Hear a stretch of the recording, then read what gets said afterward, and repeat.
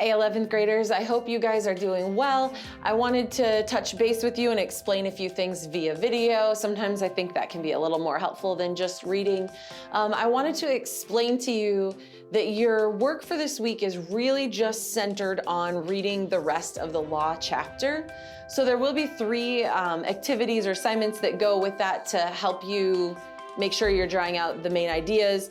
All of them will be due at the end of the week again, so we'll follow the same format. We're gonna have 6 reading questions that go with the reading. I recommend probably doing about 2 sections a day, and then you can give yourself Good Friday off.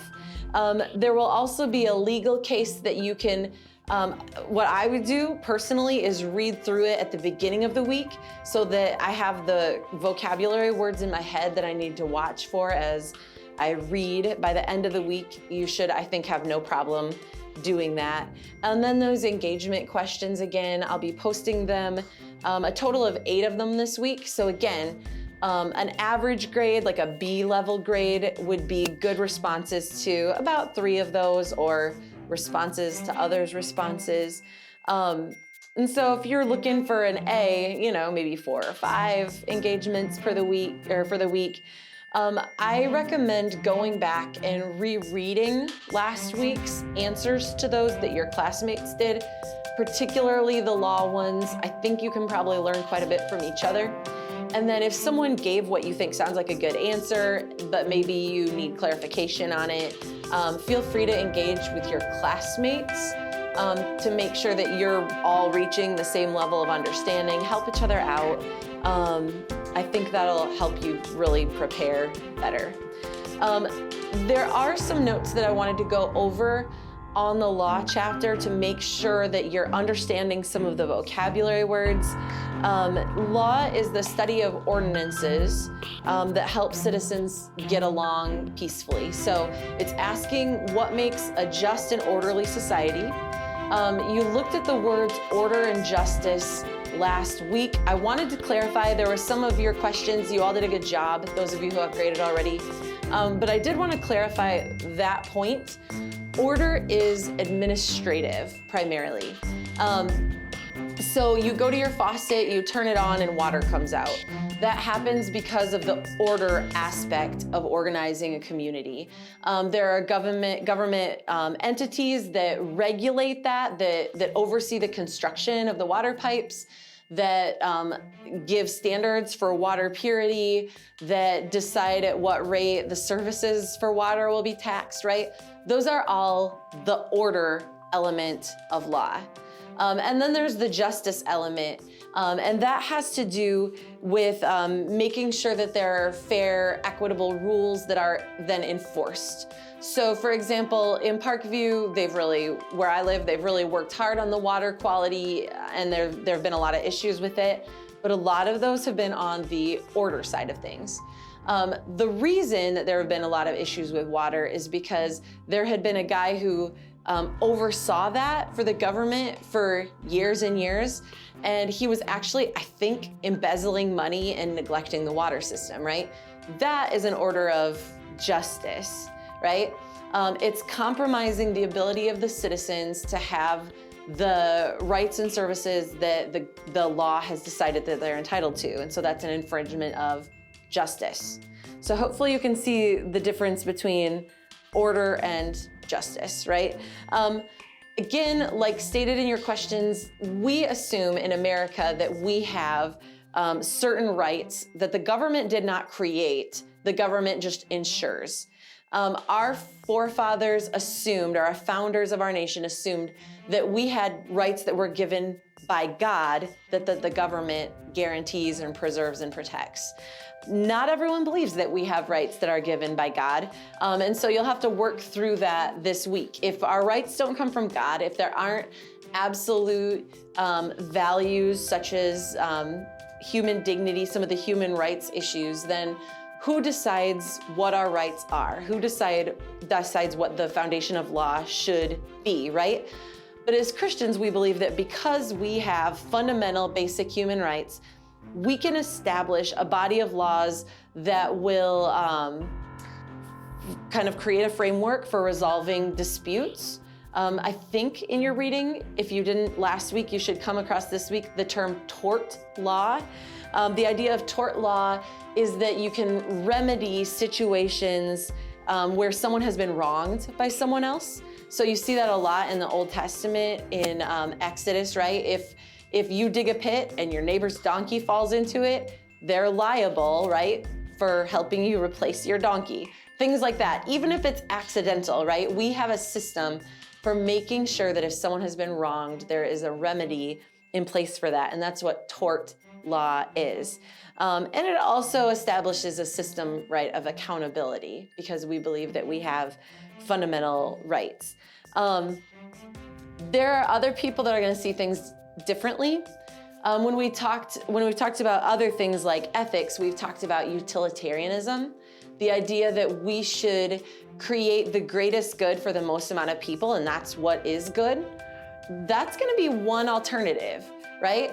So if we don't necessarily believe there's just an objective standard of justice, we can apply that ethical element of utilitarianism to legal utilitarianism and say that the law should create the most good for the most amount of people.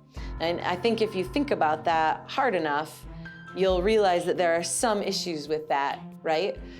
Because sometimes that can trample the minority, which is not just either.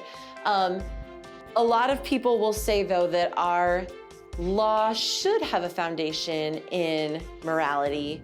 And so those are just two basic different schools of thought, right? It gets a little sticky when we talk about things like the Nuremberg trials, where the Nazis are brought in front of the international community after World War II and are expected to be held accountable for some of the things that they've done.